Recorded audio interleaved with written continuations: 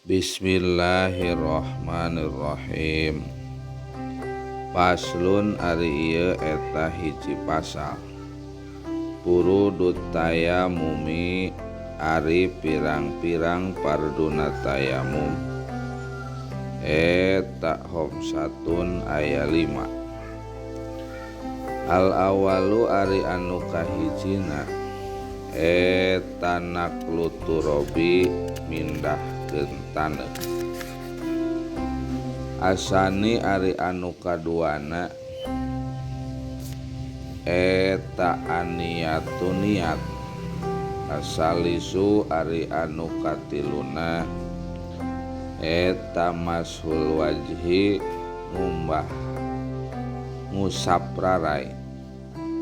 Arobi'u ari anu kaopatna eta mashul yadaini ngusap 2 panangan. Ilal mirfaqaini nepikeun kana sikut duanana.